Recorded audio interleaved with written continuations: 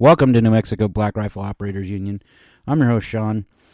A little sickly today, so I thought I'd just do audio and just do a podcast.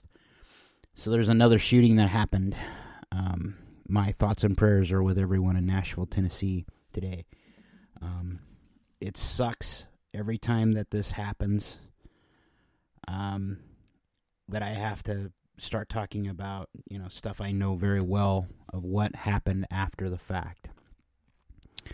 So what happens after the fact is you have to have messaging to tell the story to your populace, your student populace, and your staff and your family. Immediately after that, in my case, I had crafted messages like this before, but hadn't actually put them to paper yet. I was able to draw from some of that stuff and some of that knowledge to get that set up and launched out. And even at that, I would have been better prepared, or should have been better prepared, because we had just switched to School Messenger, and School Messenger has a tool that allows you to text directly to from your cell phone. And during that day, there was a point in time where the cell phone connection in and around the incident gets saturated and you need to leave. Now, it's coming out in the news that this person had other mental issues. I'm sorry. I've lost all feeling for people that perpetrate these acts. You should know that there's mental issues, because you're not thinking clearly if you're actually thinking about perpetrating any of these types of acts. This person, turns out, was a trans male, so biological female. There's already been the woke mob going after this and saying we can't misgender this person or whatever. I really don't care. The person lost all respect the minute they perpetrated this act. This does look like a case of domestic terrorism, because this person has a manifesto explaining why they went about this act to perpetrate this act. It's been said that they used 2 assault weapons and a pistol. Now, there's already gun control people. David Hogg was, he's the first one I saw in the Twitter and the blogosphere that was going after gun control, saying this is a gun problem because this is in Tennessee. Tennessee is a red state, mostly, but Nashville isn't. And what is sad is, you can say that thoughts and prayers don't help, but I'm here to tell you they actually do. I've actually had to live through this type of scenario. The fact I've heard different run-throughs about how long it took law enforcement to get there, anywhere from 4 to 14 minutes. If it was on the 14-minute side, it goes back to geography, I think, in this case. It doesn't look like cowardice, but who knows? It's still early, and we're still finding out things from this incident, and we continue to do so. But I can imagine what's going on in that district right now. One of the things that's going on is one of the most solemnest things I've ever had to do was to set up a call center for administrators to call people that were absent that day to make sure that they were really absent at home, because we could have lost a victim and didn't know exactly where they were. Now, I can tell you that that was not the case, and that we had run drills like this before, and we were very well aware of what to do for safety. But this is still not a gun issue. Look at the shooter. There's been 3 or 4 incidents now with trans people that are perpetrating these acts, 2 of which are in Colorado, which is on my border. Why does this bother me? Well, those people that, number one, it bothers me because it's kids, and we should be defending kids. Number 2, these people that are, trans, in this case, increasingly have a mental health issue that is not being addressed. And we don't know what type of drugs this person was on because of that, or because of their other situations in life. And it brings up another question of, is this a drug problem? Are we over-medicating society? And maybe we are. And I say that because I was one of the medicated people. I've been on SSRIs. I've been on Zoloft, to be honest, and it helped a lot in my case. That said, I have long since discarded that as a temporary crutch and have moved on with my life.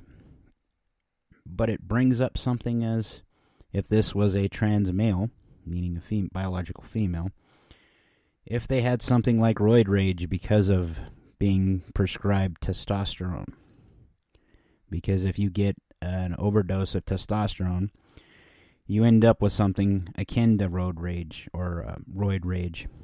And I could see this happening.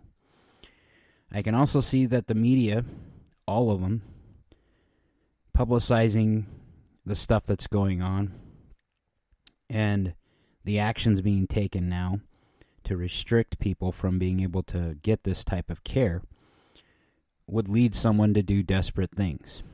Now, I'm actually all for stopping the underage child drag shows and underage access to this type of care. And why is that? I don't believe in medicating someone so young that they have no choice the rest of their life, but to be a willing patient for Pfizer or any of the big pharma companies. Because that's what it seems like it is as a push to do, is that this is socially acceptable to hurt kids, and we're not looking at this from the long perspective. You know, being an IT guy by trade for so many years, I've learned to think of things as 1 week, 1 month, 1 year, 3 years, 4 years, 5 years, 10 years, replacement, that type of thing. I tend to have a tactical analysis for everything I do. And when I look at this stuff, what's happening more and more, and hearing some people talk on a couple different chat radios tonight, chats, specifically Timcast, there was a teacher who's getting her master's degree, and she finally came around to the conclusion that maybe arming the teachers is the only way to stop this. And I tend to agree, as long as that they are trained. And I say this because, having worked with K-12 teachers, there's some that I don't want near a gun. Absolutely. I also think that teachers that are doing this need to have a level of skill that is comparable to what an air marshal is, because they are guarding our greatest asset, our children. I also think we need to harden our schools. You know, sorry, I'm a little sick tonight. So, Iraq veteran 8888, Eric, I've always mentioned him. He's one of the guys I follow. Him and Colion Noir, obviously, and Tim Pool. But he had mentioned that what are we doing sending so much money to Ukraine right now when we could take that money and harden our schools here? You know, we spend so much money on sending arms to other countries or sending aid to other countries. What about our own? You know, this should be an easy fix. Easier fix. And what I mean by that is we need to harden our schools. I mentioned this on this podcast several times before, that there needs to be a single point of entry, and that it's manned and there are armed guards on campuses. Why? Because there is nothing more cherished or of value in our country right now than our kids. That's why you're seeing parents fight so hard right now against the trans crap and the woke agenda. It's because you're influencing kids that have no dog in the fight. They're just wanting to learn math and science, and we need them to do that.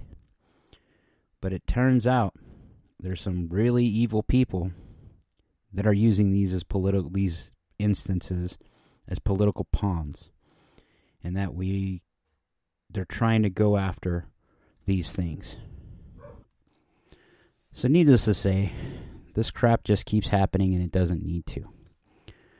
We look towards the government for what we could get them to fix, and with the billions that we're sending to Ukraine and everywhere else, why couldn't we harden schools? Why couldn't we have security guys there?